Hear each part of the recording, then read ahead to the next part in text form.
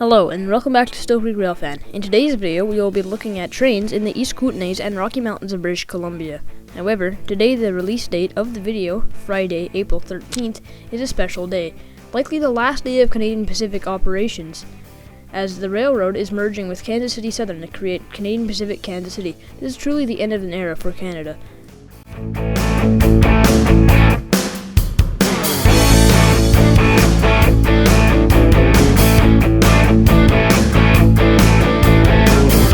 The BC Rocky Mountains. The drive is absolutely beautiful.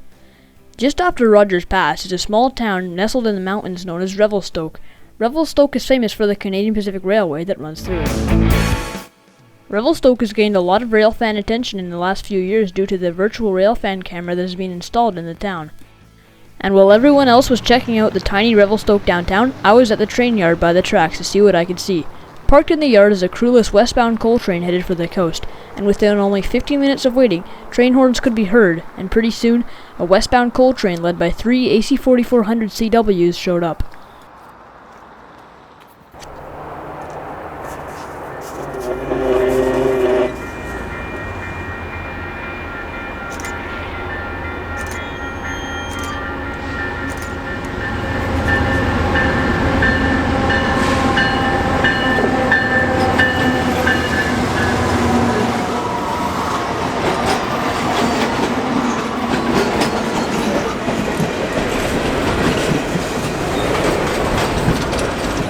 As soon as the train came over the crossing, it began slowing down because Revelstoke is a crew change point and this train needed a new crew.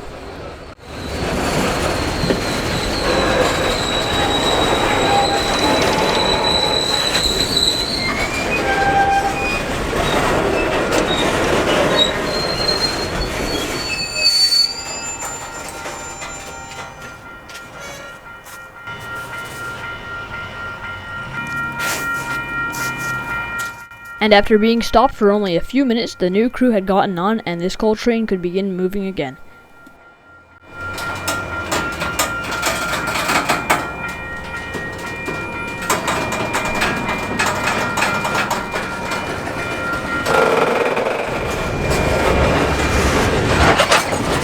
Although this was a very long train, it was also empty, and because it had 5 engines, it was able to accelerate back up to speed very quickly. All Canadian Pacific Rocky Mountain coal trains are equipped with middle and end train DPUs. This helps them accelerate and get up hills easier, as well as reduces slack stress on cars.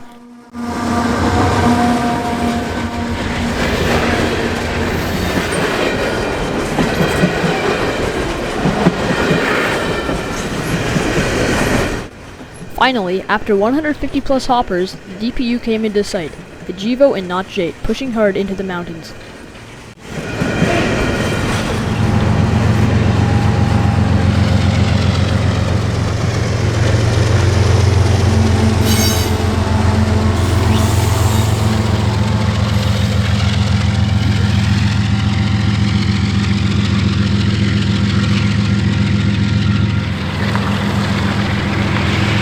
After the train was passed, we were back on the road for Radium Hotsprings, and the next day I was out again.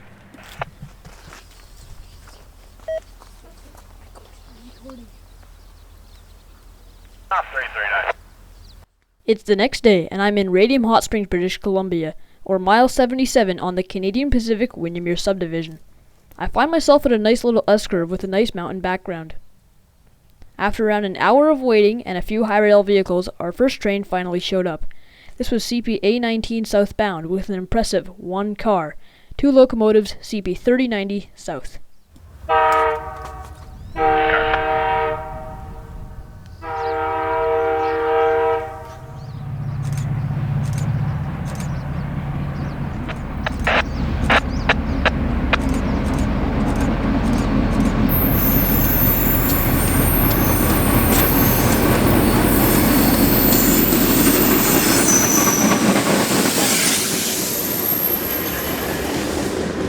After the train passed, I decided I would head back into town to see what there was and get something to eat. I would be back at the tracks later that afternoon. Later in the day, and I found a new spot. This spot has nice cliffs as well as the mountains in the background, providing some interesting scenery for photos and videos.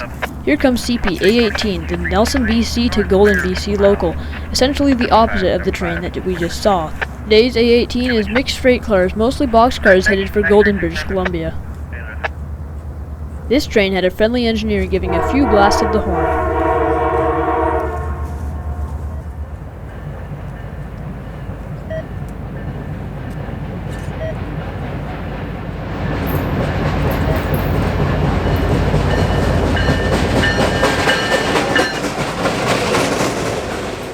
CP A18 races by with two relatively new eco locomotives. They're pulling a short string of mixed freight cars, mostly boxcars, headed for Golden, British Columbia.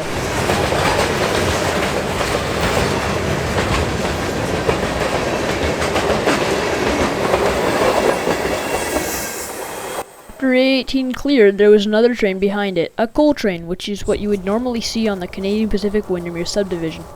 Here he comes around the corner with a solo Gevo in the lead.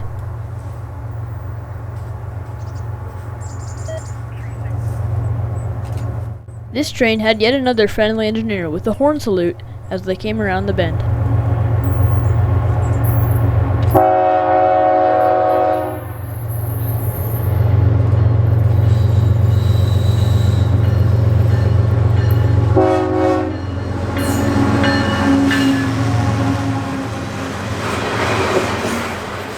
Most Canadian Pacific British Columbia coal trains originate at a coal mine north of Sparwood, British Columbia.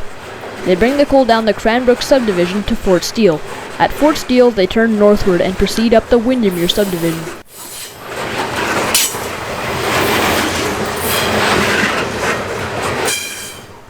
Once they reach Golden, British Columbia, they join the Mountain subdivision and proceed westwards.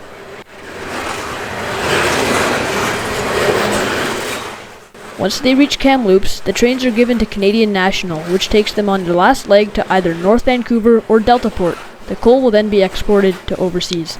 And, as expected for a coal train, a distributed power unit.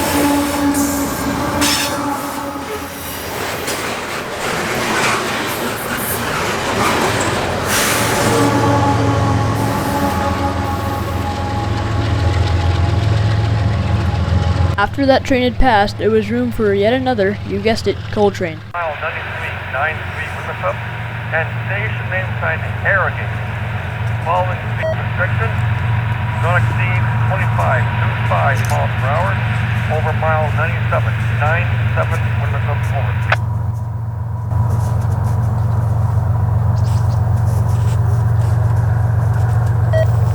And that coal train was Canadian Pacific 801. Here he is, snaking along the Columbia River. No, not that Columbia River.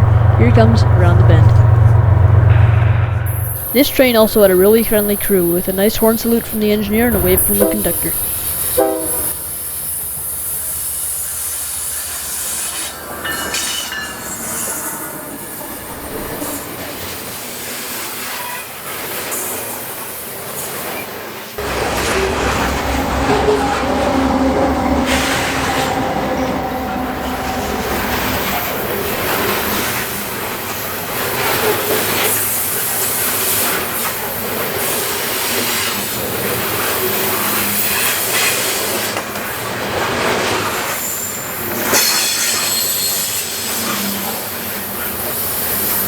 And like all other coal trains, this train had an engine pushing at the end.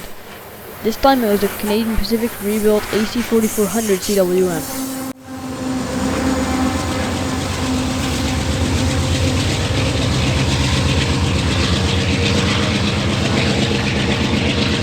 That was the last train of the day for me, and the next day I would be heading further southbound down the line to Invermere, British Columbia. Stay tuned for that.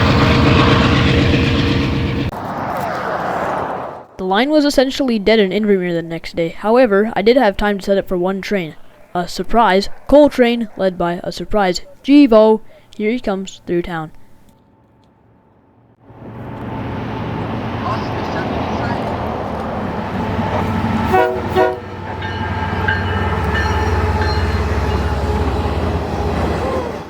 From this higher vantage point, you could see that the train was empty, heading back to Sparwood to get more coal for the coast.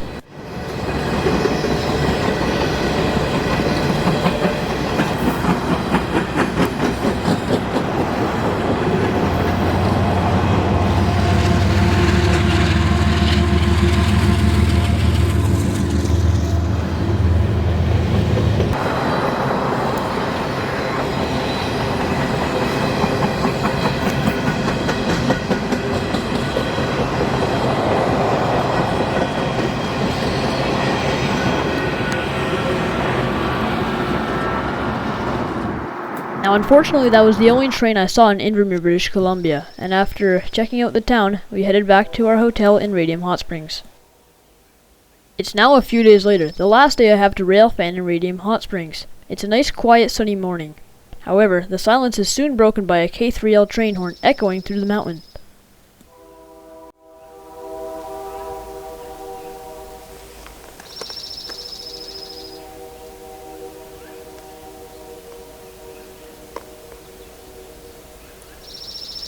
Shortly after, CP 5004 South came around the corner.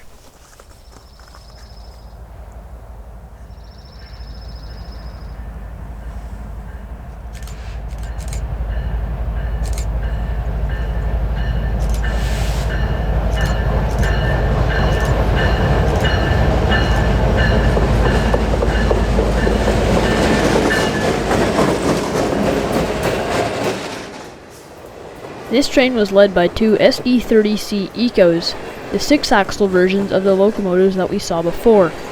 He was hauling mostly Nelson-bound boxcars as well as a few tank cars on the end.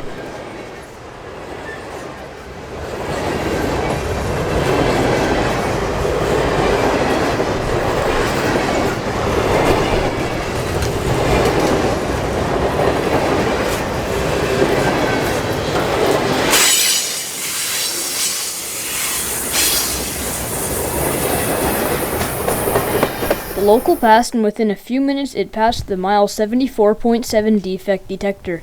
For those of you who don't know what defect detectors are, they're basically portals that scan the train for any issues or defects. It reports the status of the train via the radio with a synchronized voice. CP detector, mile 74.7 Windermere, minus 4 degrees, axle 148, no alarms, mile 74.7 out. The 5004 South would then stop at the south siding switch in Windermere to allow for a northbound to come through. Here he comes, the last train I would see on this trip, CP 805.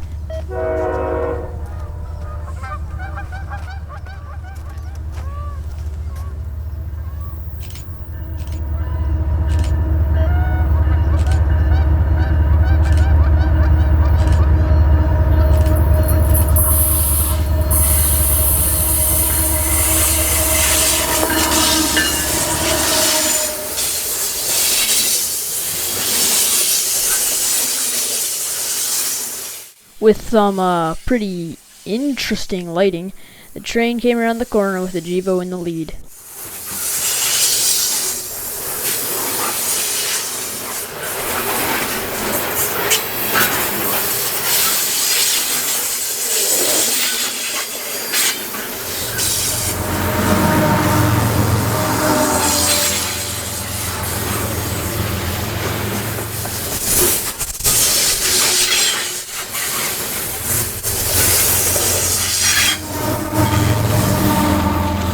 And with that, CP805's DPU was shoving northbound.